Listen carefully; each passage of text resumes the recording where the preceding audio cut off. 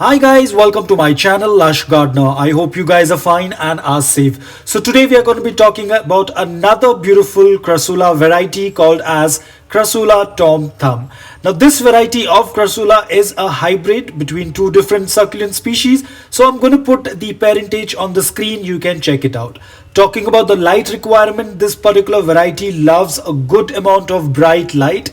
But if you're going to expose it to morning direct sunlight for 5 to 6 hours, you will be able to see a good amount of red edges on this variety. The entire succulent has this beautiful mint green color, but the edges tend to get this reddish color when it's exposed to a good amount of light. Now guys, talking about watering, whenever you tend to see that the soil is dry, you can go ahead and water probably 90% of the soil. And the soil remains the same what we use for our other succulents. The soil has to be loose, porous, well draining, and should dry out before you water next time. Now guys, usually this variety tends to go dormant during the summers, so winter is their growing period. So this particular pot was kept in indirect bright light. It did not receive any direct sunlight. So you can see the red edges are very minimum. There is more of the mint green color. So the more exposure towards direct sunlight, direct morning sunlight, you will be able to see more of those red edges. But ensure do not expose it to afternoon sunlight. Otherwise this Crassula variety will get burnt. Now another important thing guys, you have to give a good amount of water whenever you tend to see the soil is dry. Ensure you do not underwater this succulent excessively. Otherwise this succulent will start to get dried. I will show you in some time how it tends to look like. Now if you're a person who tends to get scared of overwatering your succulents, then don't worry, there is one tip what I can give you. Just like other succulents, if you're not sure when to water the succulents, wait for some time. You will tend to see wrinkles on the lower part of the leaves like this. And when you tend to see that, it means it's time to water your succulent. So go ahead and do a complete watering. So the moment you tend to see that there are wrinkles on the lower leaves, go ahead and start watering. Do not keep this variety of succulent underwatered for a really long time, otherwise you will end up with dry leaves like this.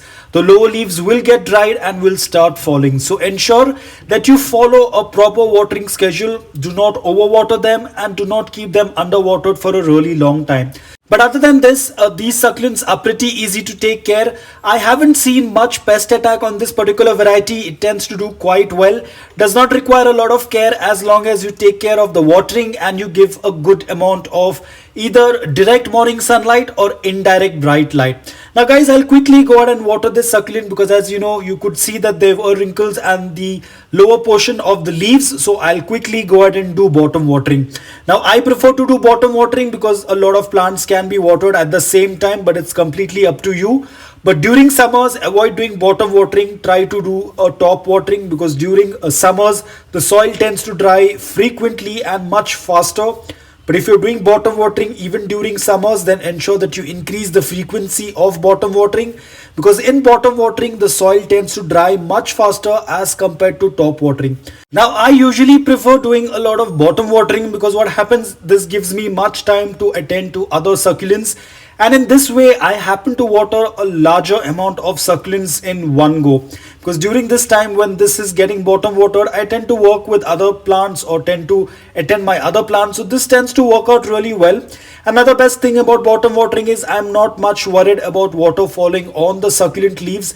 As you can see, I had just done a cutting of the bloom cutting of this particular variety of succulent, and now you can see I've just added it to this tray and I'm not worried that the water is going to come in contact with the part wherein we had cut. Now as you can see, a majority of these pots are watered completely and I'm done with watering these pots.